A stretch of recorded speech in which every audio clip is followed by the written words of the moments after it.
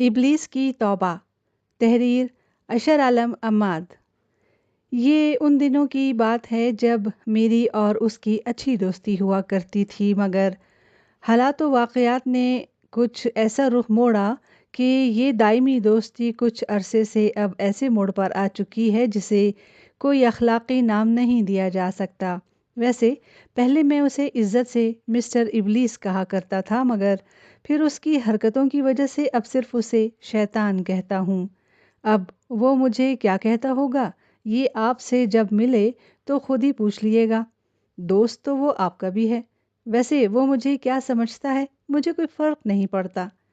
اس دوستی کا آغاز پہلے پہل اسی کی جانب سے ہی ہوا، جب اس نے بچپن میں پہلی بار دادی جان کے پاندان سے مجھے مہارت کے ساتھ پیسے نکالنے کے طریقے سکھائے تھے۔ اکثر وہ مدرسہ کبھی مسجد کے راستے سے مجھے اچانک کھیل کے میدان میں پہنچا دیتا اور پھر شاید خود ہی دادا ابا کو اس کی خبر کر دیتا، اور پھر پکڑے جانے پر دادا جی ہماری وہ درگت بنایا کرتے کہ نانی یاد آ جاتی۔ ہم اس سے اس حرکت کی شکایت کرتے تو کہتا، یار دوست بری راہ پر چلے تو اس سے دوست ہی بدنام ہوتے ہیں، اور ویسے بھی ہر برائی تو میں اپنے نام نہیں لکھ سکتا نا۔ ہنستے کھیلتے، ڈانٹ ڈپٹ، پٹتے پٹاتے یوں ہی دن گزرے اور ہم بچے سے جوان ہو گئے، مگر وہ نرا شیطان کا شیطان ہی رہا۔ ہمارے جوان ہوتے ہی اس نے عمر کے لحاظ سے اور نت نئے گر سکھانے کا ارادہ کیا، تو ہم نے اس سے دوستی کی شرط اس بات سے مشروط کر دی کہ وہ ہمارے سامنے خود کو ظاہر کیا کرے۔ اس نے کافی پس و پیش کیا، حجتیں پیش کیں، نت نئے پیکیجز آفر کیے، مگر جب ہم کسی طور ناراضی نہ ہوئے تو اس نے ہتھیار ڈال دیے اور شرط رکھی کہ یہ پاس ورڈ کسی اور کو نہیں بتائیں گے، اور پھر اس دن سے یوں کہیں کہ جیسے اس نے اپنے پاؤں پر خود ہی کلہاڑی مار لی ہو۔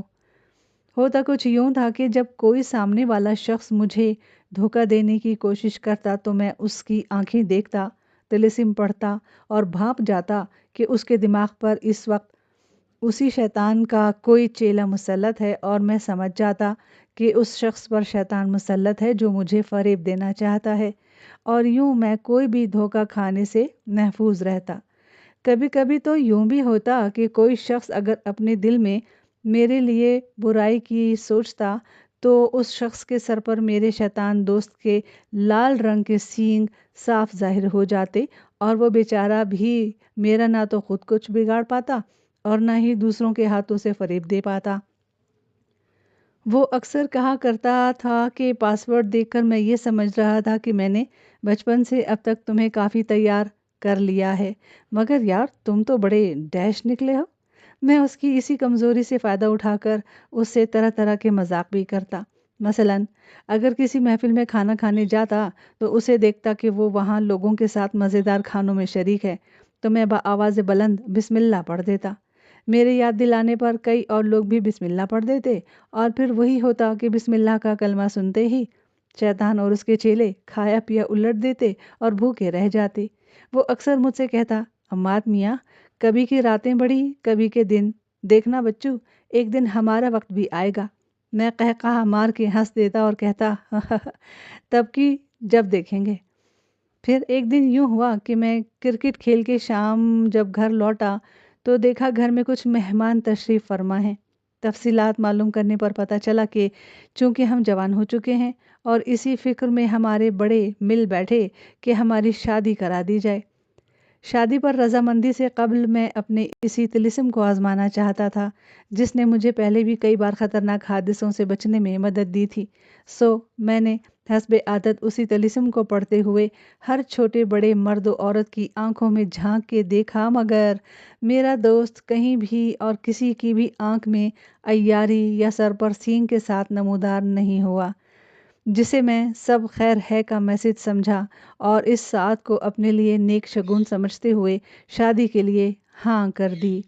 یاد رہے کہ میں نے آخری وقت تک بھرپور کوشش کی کہ مجھے کہیں سے کوئی خطرے کا اشارہ ملے تو میں راہ فرار لوں، مگر ایسا نہ ہوا۔ مجھے یاد ہے میں نے آخری بار طلسم پڑھتے ہوئے عمیق نظروں سے قاضی صاحب کی آنکھوں کو دیکھا تھا، اور پھر 3 بار قبول ہے، قبول ہے، قبول ہے کہتے ہوئے خوشی خوشی سر تسلیم خم کر دیا تھا۔ سہاگ رات کو جب میں کمرے میں پہنچا تو اس سے قبل بیوی کا گھونگھٹ اٹھاتا ایک آہٹ سے میں چونک گیا۔ دیکھا تو میرے سامنے میرا لاپتہ دوست ابلیس لمبی بانچھیں کھولے ہاتھ میں ایک بڑا سا تھیلا لیے کھڑا تھا۔ میں نے دھیمی سی سیٹی بجا کر اسے علیحدہ بلایا تو گوگو کی طرح ناچتا اور خوشی سے جھومتا ہوا میرے پاس آیا اور آتے ہی میرے کان کے قریب ایک دبا سا قہقہ لگاتے ہوئے بولا، لو میاں عماد، آج میرے سارے بدلے پورے ہوئے۔ میں نے حیرت سے کہا، کون سے بدلے؟ اس نے کہا، تمہیں یاد ہے جب تم طلسم پڑھتے ہوئے اپنی شادی کے بارے میں اچھا یا برا شگون جاننے کے لیے لوگوں کی آنکھوں میں مجھے ڈھونڈ رہے تھے؟ میں نے آنکھیں چراتے ہوئے کہا، ہاں، تم مجھے اس دن کے بعد کبھی کہیں ملے نہیں۔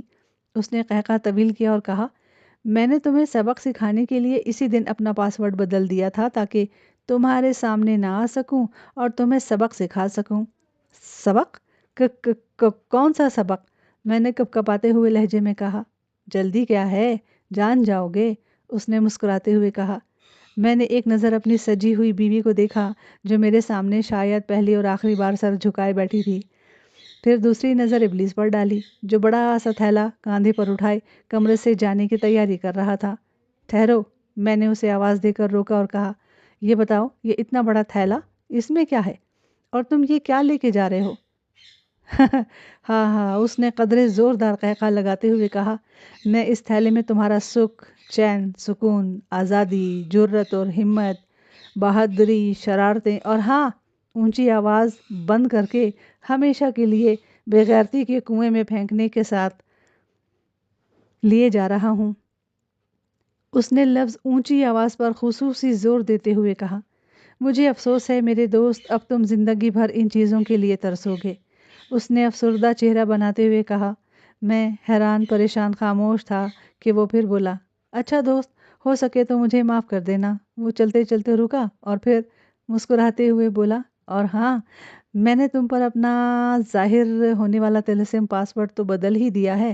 اب تمہیں میری کوئی ضرورت محسوس نہیں ہوگی کیونکہ اب تمہیں کسی اور کے اشاروں پر ناچنا ہوگا۔ یہ کہتے ہی وہ تھیلا سمیت یکلخت نظروں سے غائب ہو گیا۔ دن اسی طرح گزرتے رہے، پھر وہ وقت بھی آیا جب محلاتی سازشوں اور گھریلو جھگڑوں کی وجہ سے مجھے اپنی بیوی کو الگ گھر لے کے دینا پڑا۔ اس دوران کئی موقعوں پر میں نے اپنی کھوئی ہوئی اونچی آواز کو بہت یاد کیا۔ میں جانتا تھا کہ ان تمام تر فسادات کے پیچھے اسی ابلیس کا ہاتھ تھا، مگر میں کر بھی کیا سکتا تھا؟ اب حالات یکسر بدل چکے تھے۔ ماں کے مزیدار کھانے کی جگہ بیگم کے جلے اور بے مزہ کھانوں نے لے لی تھی، اور میرا سکھ، چین، سکون، آزادی سب بے غیرتی کے کنویں میں دفن ہو چکے تھے۔ پھر ایک دن ایسا ہوا کہ میں بیگم کا جلا اور بدمزہ کھانا کھاتے ہوئے سوچ رہا تھا کہ یہ آج تک کی تاریخ کا سب سے بدمزہ ترین کھانا ہوگا۔ دل ہی دل میں شیطان کو کوسنے لگا، اب ظاہر ہے بیگم کو تو کچھ کہنے سے رہا۔ جرت اور ہمت تو کئی سال قبل ابلیس تھیلے میں ڈال کے لے جا چکا تھا۔ میں پچھلے دنوں کو یاد کرنے لگا اور اس سے بدلہ لینے کی تدبیریں سوچنے لگا۔ اسی دن میرے ذہن نے اچانک ایک طوفانی آئیڈیا کو جنم دیا۔ میں نے مسکراتے ہوئے خیر و شکر سے کھانا کھایا اور پہلی بار بیگم سے کھانے کی تعریف کی جس پر وہ خوش ہونے کی بجائے جانے کیوں ناراض ہو گئیں۔ اپنے طوفانی آئیڈیا پر عمل درآمد کرنے کے لیے مجھے صبر نہ ہوا تو میں نے 2 دن بعد ہی بیگم سے اسی کھانے کی فرمائش کر ڈالی جو میرے مطابق سب سے زیادہ بدمزہ بنا ہوا تھا، مگر بیگم اسے طنز سمجھتے ہوئے ایک بار پھر برا مانی۔ پر میں نے یقین دلاتے ہوئے قائل کر ہی لیا کہ تم نے یہ والا کھانا واقعی لاجواب بنایا تھا۔ خیر، کھانا تیار ہو کے دسترخوان پر آیا تو میں نے طے شدہ پلان کے تحت بغیر بسم اللہ پڑھے کھانا شروع کر دیا، جس کا مقصد ظاہر ہے شیطان اور اس کے چیلوں کو اپنے ساتھ کھانے میں شرکت کی دعوت دینا تھی، کیونکہ ہمارے عقائد کے مطابق بسم اللہ کے بغیر شروع کیے جانے والے کھانے میں شیطان ضرور شریک ہوتا ہے۔ میرا پلان کامیاب رہا اور مجھے کچھ ہی دیر بعد اپنے کانوں میں کسی کے سسکنے کی آوازیں سنائی دینے لگیں۔